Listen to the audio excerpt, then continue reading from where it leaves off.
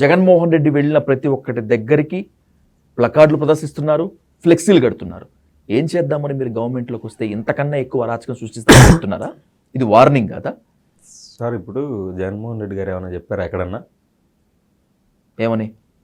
అఫీషియల్గా కానీ ఎక్కడైనా కానీ అన్అఫీషియల్గా కానీ 2029లో మాకు అధికారం వస్తుంది, మేము మిమ్మల్ని అందరినీ రప్పా చేస్తాం, నూరారా రప్పా చేస్తాం, నూరారా రప్పా చేస్తాం, నిన్ను రప్పా చేస్తా అని ఎక్కడన్నా అన్నాడా? సప్త సముద్రాలు దాటినా రిటైర్ అయినా కూడా పిలిపిస్తాం, ఖచ్చితంగా నిలబెడతాం అని వార్నింగ్ ఇచ్చారు కదా ప్రెస్ మీట్ సాక్షిగా జగన్మోహన్ రెడ్డి గారు. తప్పదు.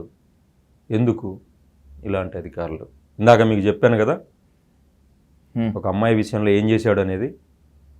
ఇది ఆన్ ద రికార్డ్ ఆయనకు మైండ్లో ఉంది. అవునా? ఆయన దృష్టిలో ఉంది ఎవరు ఏం చేశారు, ఎవరిని ఏం ఇబ్బంది పెట్టారు అనేది ఉంది. ఇలాంటి వాళ్ళను మీరు చెప్పేటువంటి ఆ డిజిటల్ బుక్ లో ఉందా? ఉంది. ఇదే ఉందా? ఇలాంటివి చాలా ఉన్నాయా? ఇలాంటివి చాలా ఉన్నాయి, 100 ఉన్నాయి ఇలాంటివి. అలాంటి వాళ్ళను, మా కార్యకర్తలను ఇబ్బందులకు గురి చేసి అన్యాయంగా అక్రమంగా ఇబ్బందులకు గురి చేసే వాళ్ళ గురించి ఖచ్చితంగా న్యాయస్థానాలు ఎదురుగా నిలబెడతామనే చెప్పాడు ఆయన. సప్త సముద్రాల అవతలున్నా కూడా తీసుకొచ్చి నిన్ను రప్పా చేస్తా అనలే ఆయన.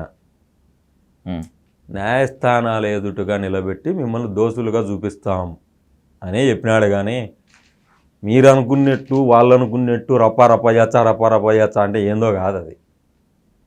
అభిమానులు ఆయన మీద అభిమానంతో ఆ బోర్డులు పెట్టుకుంటున్నారు, రప్పా డైలాగ్ బాగుందని చెప్పి. రప్పా డైలాగ్ అంటే మీకెందుకు అంత భయము? మేమేం ఓటర్లను మిమ్మల్ని అందరినీ రప్పా చేస్తాము, మీ ఊర్లో రప్పా చేస్తాం, మీ ఊర్లో రప్పా చేస్తామని ఓటర్లు అందరినీ రప్పా చేస్తారు ఎవరన్నా?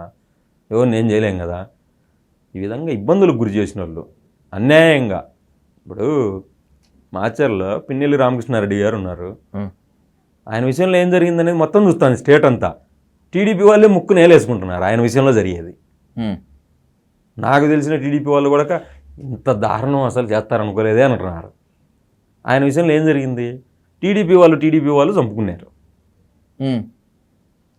మళ్ళీ వాళ్ళకు ఒక ప్రభుత్వ ఉద్యోగము, మీరు వినే ఉంటారు, ఇది ప్రభుత్వ ఉద్యోగము. టీడీపీ వాళ్ళకు సరిపోక చంపుకుంటే మీరు రిఫరెన్స్ ఇచ్చేది వీరయ్య చౌదరి కేసా? పేరు సంథింగ్ అదేనా? అదే అనుకుంటా వాళ్ళ కేసు, పిన్నెల్లి గారిని పెట్టిన కేసు. నాకు కూడా ఆ పేరు కరెక్ట్ గా రావట్లేదు, బహుశా అదే కదా. ఆయన అంత్యక్రియలకి చంద్రబాబు నాయుడు గారు, లోకేష్ గారు వెళ్ళినట్టున్నారు. అది నాకు నేను చెప్పేది పిన్నెల్లి గారిని ఏ కేసులో పెట్టారో ఆ కేసు గురించి చెప్తున్నా, నాకు ఆ పేర్లు తెలీదు. అది టీడీపీ వాళ్ళే చంపుకున్నారనేది పొద్దున్నే ఈనాడు పేపర్లో వచ్చింది, ప్రత్యక్ష సాక్షులు వీడియోలు ఉన్నాయి. ఇవన్నీ ఉండి కూడా ఈరోజు పిన్నెల్లి రామకృష్ణారెడ్డి గారిని, వాళ్ళ తమ్ముడిని, ఇంకొక ఇద్దరిని అందరినీ అరెస్ట్ చేయాలంటున్నారు. మళ్ళీ మొన్న సుప్రీంకోర్టుకి ఏదో వెళ్ళి ఆయన బెయిల్ రద్దు చేసి అది తన రిమాండ్కి. అంటే ఎక్కడికి వెళ్తుంది అసలు? వాళ్ళే కదా నేర్పిస్తున్నారు కదా వాళ్ళు. అంటే ఈ విధంగా మేము చేసాము, మీరు ఇంకో వేలో రాకుండా ఇదే వేలో రాండి అని అవతలోడికి చెప్తానట్టు కదా. ఎక్కడున్నట్ట వ్యవస్థలు ఎక్కడికి తీసుకెళ్తున్నారు వీళ్ళు? ఇప్పుడు 311 సెక్షన్ అనేది పెడుతున్నారు వీళ్ళు. నేనేం లా చదవలేదు, ఇంకోటి చదవలేదు.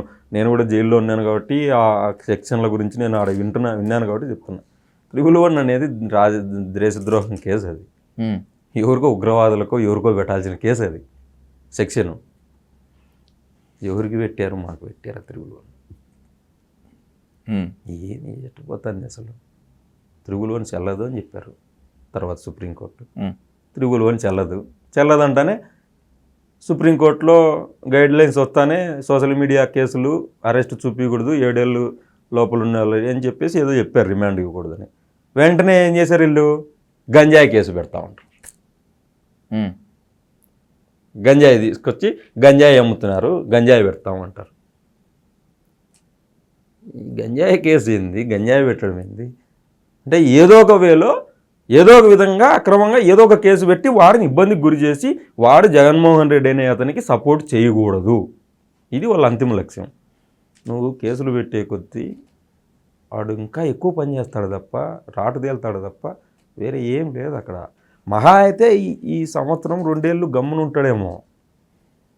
వాడు పడిన బాధ, వాడు మానసిక శోభ బయటికి పోకుండా వాడు ఏం తీర్చుకోలేడు కదా. ఖచ్చితంగా ఏదో ఒక రోజు ఓటు ద్వారా చూపించాడు కదా, వాడు ఇంకా కసిగా పనిచేసి ఇంకో 10 ఓట్లు వేపిస్తాడు కదా.